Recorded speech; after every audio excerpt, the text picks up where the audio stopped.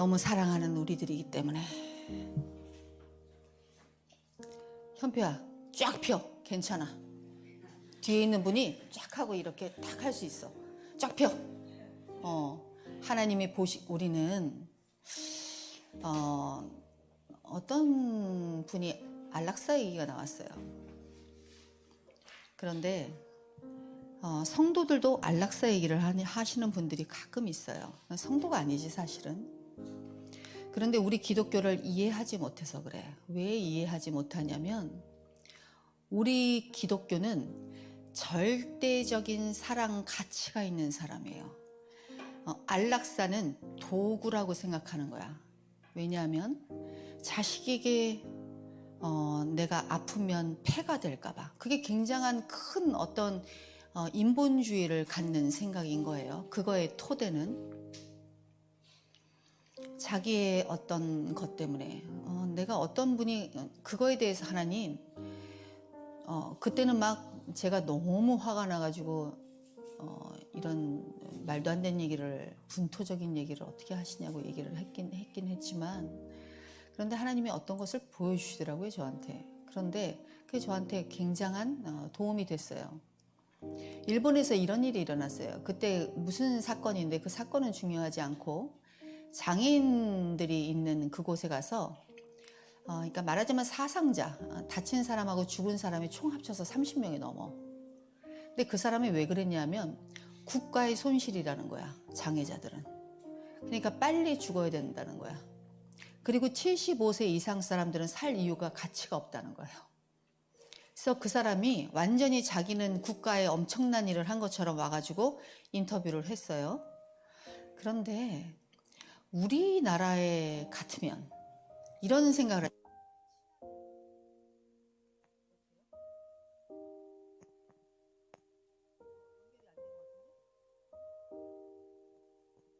찍었어? 쟤 찍었구나. 우리나라 같으면 직업병이다. 여보세요가 먼저나. 우리나라 같으면 이럴 거 아니에요. 치안을 잘 유지하자. 아니면 사람들의 생각을 조금 좋은 방향으로 이끌자. 근데 일본은 엄청난 대책을 내세웠어요. 75세 이상 되는 사람이 안락사 교육을 받을 수 있도록. 그게 일본이에요. 그런데 일본은 가지고 있는 생각이 그건 거야. 도구, 국가의 도구. 일본은 그것 앞에서 굉장한 제국주의의 도구 훈련을 받아요. 어렸을 때부터. 그래서 이러자. 죽을 때 딱 하면서 딱 이렇게 찔러서 죽잖아. 할복할 때, 그쵸? 근데 뭐라고 외치는데 하여튼 국가를 위해서 하여튼 그래서 쫙 해가지고 할복하잖아요. 아마 내장 보고 깜짝 놀랄 거예요. 자기 내장을 쫙 해서 내장 흘러나오잖아요. 그걸 보고 놀랄 거예요. 깜짝 놀랐어? 그런데 우리 기독교는 절대적 가치를 소중하게 여기시는 게 예수 그리스도인가요? 너 한 사람, 그게 뭐예요? 99마리를 내버려 두고 한 마리의 양을 찾는 분. 철로에 4사람이 있고, 옛날에 그거 아니잖아요. 철로에 4사람이 있고 한 사람이 있어요. 저쪽에서 철로가 기차가 망가졌어. 브레이크가 막 와. 근데 저쪽에서 4발을 당겨야 되는데 이 사람을 죽일 것인가, 한 사람을 죽일 것인가, 4사람을 죽일 것인가, 이 4발을 당겨야 되거든요. 그런데 대부분의 사람들은 4사람이 죽는 게 아니고 한 사람이 죽어야 된다고 생각하는 거야.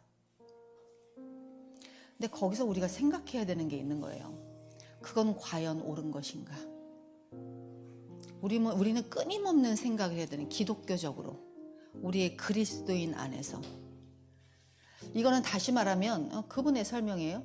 그건 다시 말하면 어떤 4사람이 죽어가요. 어떤 사람은 간이 안 좋아서, 어떤 사람은 신장이 안 좋아서, 어떤 사람은 폐가 안 좋아서, 4사람이. 그런데 한 사람은 건강해. 조깅을 하고 있는 건강한 사람을 잡아다가 이 사람들을 위해서 내장 다 빼고 이 사람을 죽이는 게 좋다는 게 일본이에요. 근데 우리는 그렇게 생각하지 않잖아요. 우리가 믿는 기독교, 그리고 예수님이 하시는 한 사람의 영혼을 위해서 예수님이 99마리의 양을 내버려 두고 한 사람을 데리고 가는 거, 그게 우리의 기독교야, 지아나. 현표야.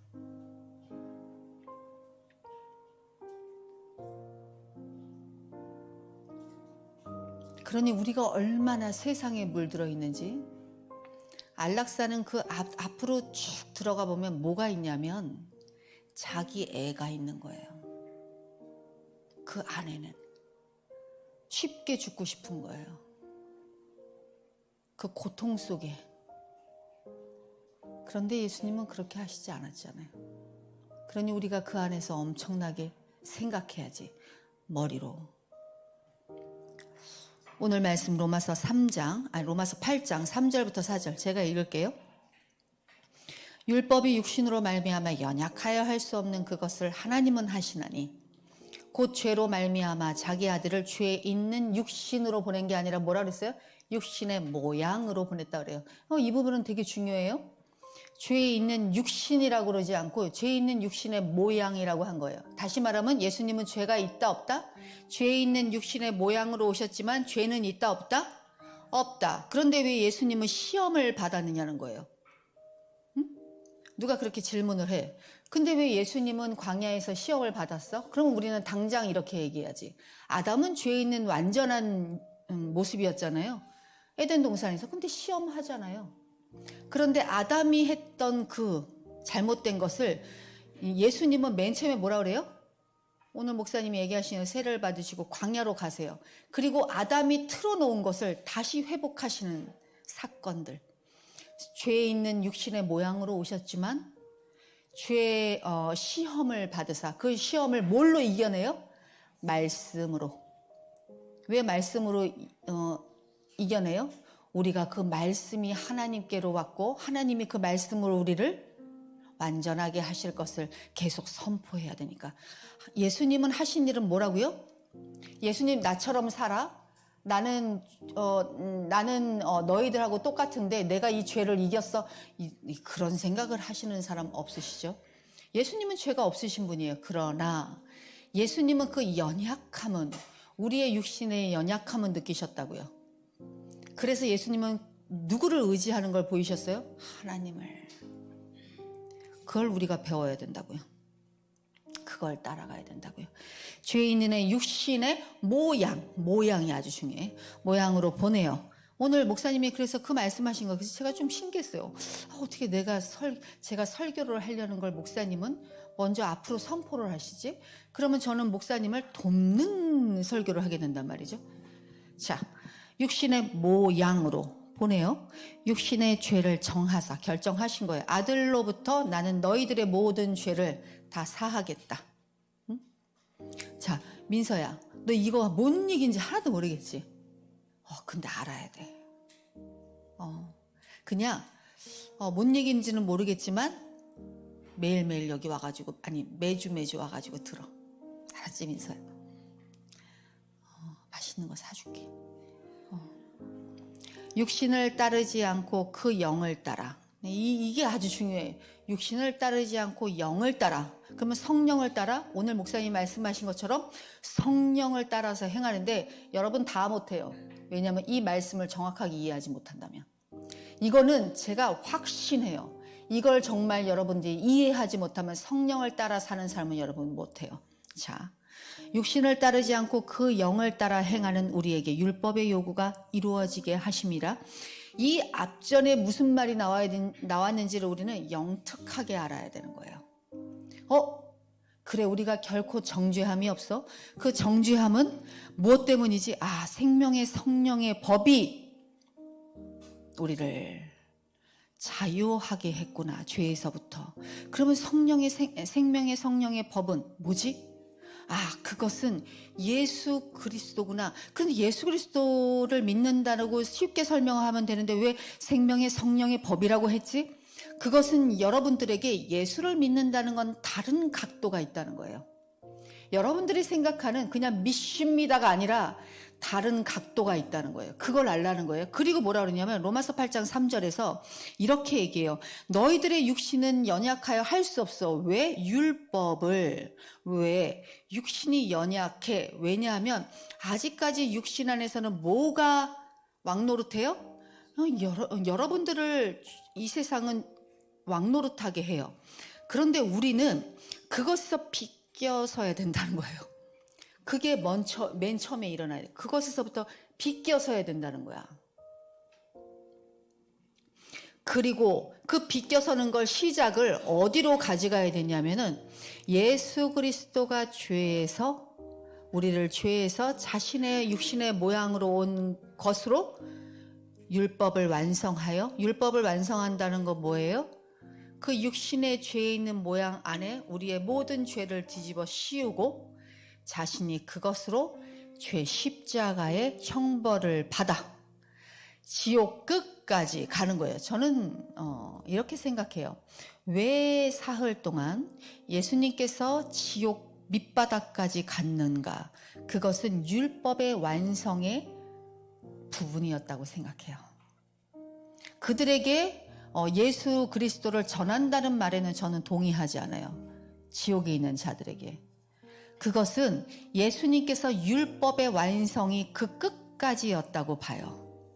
지옥에 있는 인간들까지, 우리는 지옥에 가기에도 엄청나게 아주 바른 자들이잖아요. 지옥 가기에 아주 그냥 안성맞은, 그렇죠? 자신을 보면 그렇지 않아요, 다들? 그런데 그 완성까지가 그 지옥까지라는 거예요. 그리고 예수님은 그곳까지 갔다가 다시 부활하셔서 이제는 그 성화로 예수님께서 시작하신 일을 우리를 통해 예수님이 혼자 하시지 않고 우리와 연합하여 그것을 하는 거예요. 그게 뭐라고요? 예수 그리스도의 사랑이라는 거예요. 자, 그리고 나서 그리고 나서 육신을 따르지 않을 수 있다는 거예요. 왜? 우리가 그것을 이해했기 때문에. 다른 게 아니에요. 우리가 그 힘은 어디서 나온다고요? 예수 그리스도의 죽음을 우리가 정확하게 이해했기 때문에. 이해하지 못하면 그 영을 따라 사는 삶을 살 수 없어요. 영을 따라 사는 삶이 뭘까? 그것을 완전히 내가 믿는 거예요. 자, 로마서 6장에서 이렇게 얘기해요. 죄에 대하여 죽은 우리가 어찌 그 가운데 살리요? 예수 그리스도와 함께 십자가에 못 박혔다는 것을 정확하게 이해하는 거예요. 우리의 지위, 우리의 신분, 우리의 위치, 그리고 부활해서 새 생명으로 산다는 것. 다시 로마서 6장 6절, 그 새 생명으로 산다는 걸 정확하게 로마서 6장 6절에서 로마서 5장부터 시작됐는데 6장, 7장, 8장은 너무나 중요해요. 자, 다시 제가 설명할게요. 우리가 죄에 대해서 죽은 우리가 어찌하여 이제 살리요? 그리고 나서 예수 그리스도와 함께 십자가에 못 박혔고 그 지위와 신분과 위치, 칭의를 알았고 그리고 나서 부활, 생명, 다시 말하면 성화의 삶을 살게 된 우리는 이렇게 살게 된다는 거예요. 로마서 6장 6절. 죄의 몸이 죽어. 이렇게 얘기하거든요. 죄의 몸은 죽어. 이렇게 표현해요. 그게 뜻이 뭐냐면 죄의 몸은 옛 본성, 죄가 여전히 저와 여러분들의 몸에 남아 그것을 사용하기 때문에 죄의 몸은 그렇게 표현된 거예요. 죽어라는 표현은 완전히 없어졌다는 표현이 아니라 효력을 잃어. 그것이 효력을 잃었다는 뜻이에요. 다시는 저와 여러분에게 죄는 왕노릇할 수 없다는 거예요. 우리는 누구의 노예이기 때문에? 예수 그리스도의 노예이기 때문에. 아시겠어요? 이게 6장 6절이에요. 죄의 몸이 죽었다는 건 내가 죽었다는 표현은 그 효력을 잃었다는 거지 깨끗하다. 그래서 제가 죽었는데 뭐 이렇게 맨날 죽어. 왜 이렇게 맨날 죽어? 그러면 앞전의 죽음을 상실하고 뒷전의 성화의 죽음을 오해하는 거예요. 자, 다시. 제가 안 죽어져요. 제가 안 죽어져요. 제가 안 죽어져요. 왜 이렇게 안 죽어져요? 그건 내 죄의 몸이 효력을 잃는 것이 앞전의 칭의의 효력이 발휘돼야만 이것이 함께 상승할 수 있기 때문에 칭의가 예수 그리스도가 이름만 불러도 눈물이 나고 가만히 집에 앉아있을 때도 오 진짜 예수 그리스도 그러면서 이렇게 나오는 거예요. 펠릭스 쿨파. 지우라 너 거기 왜 지율이 왜 이렇게 먼데 이렇게 앉아 있어? 지율아, 누나 눈 봐야 돼. 내가 정말 이 아름다운 죄들이여, 내가 이 죄를 바라볼 수 있는 것은 내 효력을 잃었기 때문에 그래요. 그래서 아름답다고 표현하는 거야. 왜냐하면 하나님께서 나와 함께 동역하시는 하나님의 예수 그리스도의 크심이 내 앞에 어마어마하기 때문에 그 지위와 신분을 자각해야 되는 거예요. 그리스도인이란 죄를 섬길 수, 다시 말하면 죄의 노예가 될 수 없다는 뜻이에요. 로마서 7장, 이렇게 6장에서 말하고 7장으로 넘어가는데 7장에서는 와 즐겁다요. 왜요? 왜냐하면 새로운 신분과 이 즐거움은, 여러분들에게 기쁨은 여기에 있어야 된다고요. 새로운 지위와 신분을 알았다면, 내가 그것에 기쁨이 있다면 자신이 결혼한 사람이 도대체 어떤 분인지를 알아야 된다는 거예요. 그래서 예수 그리스도 그러는 거예요. 그러므로 저와 여러분은 영의 새로운 것, 다시 말하면 새로운 삶을 이제 살 수 있다예요. 그게 뭐예요? 성령으로 사는 사람. 로마서 7장 4절, 하나님을 위하여 열매를 맺게 하려 하심이니라.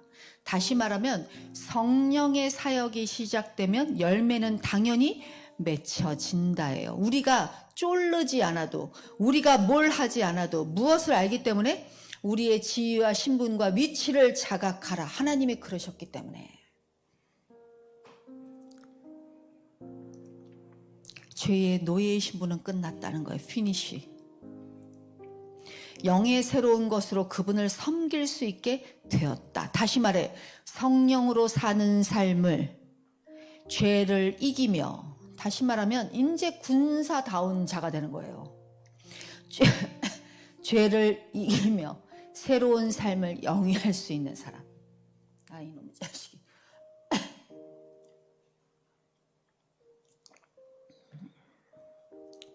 이것이 너무나 중요한 이유는 그리스도인의 삶을 사는 건 단 얹고 리얼리 정말 이 교리를 정확하게 이해하고 자신의 삶을 이렇게 살 수 있는 거예요. 교리와 그리스도인의 삶, 다시 말하면 성령의 삶은 불가분, 이게 절대 나뉘어질래야 나뉘어질 수 없는 사이라는 거예요. 그런데 많은 사람들이 자신의 그리스도의 삶을 오호라 공고해. 되게 여기로 가. 믿으면 믿을수록 괴로워. 아니면 방종한 자거나, 둘 중에 하나예요. 머리가 안 돼. 그래서 그냥 앞에서 자신에게 주시는이라고 말하면 안 되겠다. 사단이 자신에게 떡밥을 하나씩 던져줘. 그래, 요거 내가 해결해 줄게. 그런데 그걸 착각해. 하나님이 하시는 일로. 내가 해냈어. 내가 참고 인내했더니 내가 말씀을 한 가다. 이런 거 제비뽑기 하잖아, 맨날. 하나님 너무 괴로워요. 제비뽑기 하나 해볼까? 하나님이 오늘은 무슨 말씀? 그리고 그 말씀을 붙들어. 그런데 사단이 떡밥을 딱 하나 줘.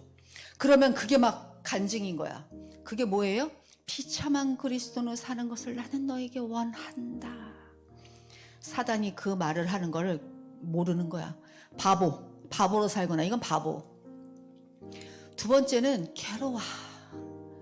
더 나가고 싶은데 나갈 힘이 없어. 그렇다고 여기서 지체하기에는 너무나 자기 안에 뭔가가 일어나. 이 둘로 사는 거예요. 그런데 정말 하나님을 안다면 그 많은 사람들이, 오늘 목사님께서 오늘 지금 위에서 하시는 게 죄인의 괴수로 그렇지. 그런데 그분이 이렇게 계속 뒤치작 이렇게 했다가 다시 뒤치작 이걸 갖다가 이 책의 반 이상을 그걸로 써요. 근데 그건 뒤에 로마서가 있어. 그걸 깨달은 거예요. 그걸 우리가 지금 깨닫고 있다는 거예요. 그분이 그렇게 몇 년간을 막 이러고 있는 걸 우리는 지금 한다고요.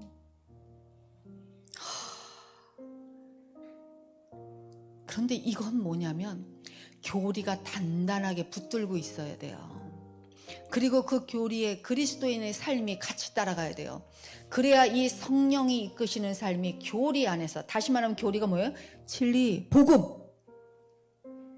그 복음과 진리가 없으면 이게 단순하게 예수 그리스도 믿습니까? 아멘! 오! 할렐루야! 당신은 끝났습니다. 당신은 구원받은.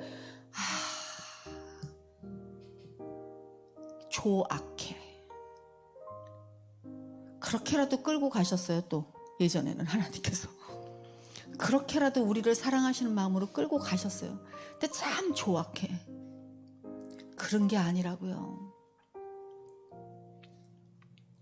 왜냐하면 이것이 나뉠 수 없는 이유는, 왜냐하면 우리들의 거룩을 이루는 방법을 하나님께서 그렇게 정하셨기 때문에 그래요. 그거 아니면은 뭐예요? 너희들이 율법을 덧입을 수밖에 없다예요. 요한복음 17장 17절. 예수님께서 마지막 기도를 하시는 거잖아요. 십자가에 달려 돌아가시기 전에 그들을 진리로 거룩하게 하옵소서. 진리는 아버지의 말씀은 진리니이다. 이렇게 말씀하시잖아요. 이게 졸리다? 현표야? 이게 졸려. 그런데 이 말씀을 안 들으면 안 돼. 현표야. 널 너무 사랑하시기 때문에. 승주야, 그때 네가 질문했던 게 다 여기 있지 않니? 우리 승주가 굉장히 전도사님한테 훈련을 잘 받아서 그런지 아주 센 그 질문들을 하더라고요. 밥 먹다가. 그런데 진짜 제가 너무 신나게 답변을 했어요. 승주야, 들으렴. 지안이도 알겠니? 미래. 하나님만 아신다. 자, 거룩한 성도는 위대하신 하나님의 말씀의 진리 가운데, 이거 지금 교리, 이거 그것을 얼마나 우리가 이해하는가에 따라서 우리의 결과, 열매가 맺혀진다고요. 성령이 충만하다고요. 성령님도 그 안에서밖에 일을 할 수가 없다고요. 여러분들에게 막 주고 싶은데 이것을 이해해야만 기도도 되고, 이것을 이해해야만 자유함 안에서, 자유함이 뭐예요? 어떤 것을 제대로 선택할 수 있는 거예요. 방종이 아니라. 그리고 어떤 것은, 율법은 진짜 딱 버릴 수 있는 거예요. 그래서 그런 사람들을 보면, 그래서 바울은 로마서에서 계속적으로 이것들을 얘기하는 거예요. 이거 아니면 안 되기 때문에요. 바울이 왜 이렇게 로마서에서 그 얘기를 하셨는지 그 심중히 이해 가셔야 돼요. 그런 사람이 한 사람이 되고, 두 사람이 되고, 세 사람이 되고, 네 사람이 된 교회는 탄탄한 교회가 되는 거예요. 어떤 것에도 흔들리지 않는. 그래서 이렇게 되는 거예요. 영의 새로운 것으로 섬긴다는 것은 율법에서 벗어난 자들이라는 뜻이에요. 다시, 영으로, 새로운 영으로 새롭게 된 생명을 가졌다는 뜻은 이제 율법에서 완전히 벗어났다는 뜻이에요. 그것에서 벗어나야만 저와 여러분은 하나님께 대하여 제대로 된 열매를 맺을 수 있는 거예요. 그것이 바로 영의 새로운 것이에요. 이걸 이해하셔야 돼요. 오직 그리스도 예수 안에서만. 이것이 왜 그리스도 예수 안에, 이 뭐라 그러죠? 포도나무요 가지라는 표현은, 왜 예수님이 교회의 머리라는 표현은, 이 칭의의 교리가 여기에서 박혀야 돼요. 그래서 이제는 나를 제3자로 바라볼 수 있어야 돼요. 그러시고 계신가요? 제3자로 바라보고 계신가요? 그 능력이 여러분들에게 있나요? 이것이 율법에서 벗어나는 것이 그리스도인에게는 필수이며 반석이에요. 왜 반석이라고 그래요? 마태복음에 보면 예수 그리스도를 반석에 세워놓는 자라. 이렇게 뿌리채 흔들리지 않는 사람은 뭐예요?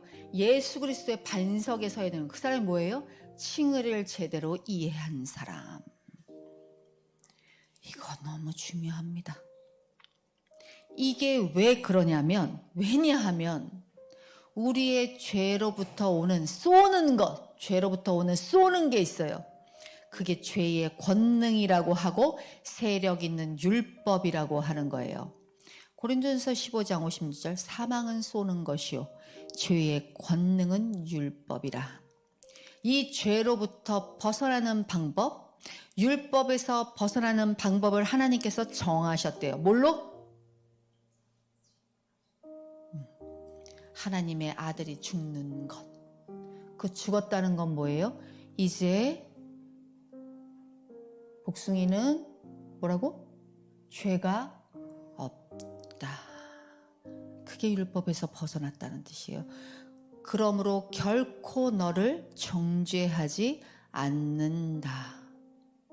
그것은 너가 정확한 칭의에 대해서 뼛속까지 알고 있어야 되며, 그 방법이 예수 그리스도를 너의 죄를 모두 다 얹고서 죽여버렸고, 그러므로 이제 너는 그 힘이 너에게서 나오는 것이 아니라 하늘 아버지께서 나오는 그 힘으로, 포도나무요 가지로 이제 너를 제3자의 인격으로 꾸짖으며 내 영혼아 왜 낭망하느냐, 꾸짖으며 그 길을, 하나님께서 낸 그 길을 너는 따라야 될 것이니라.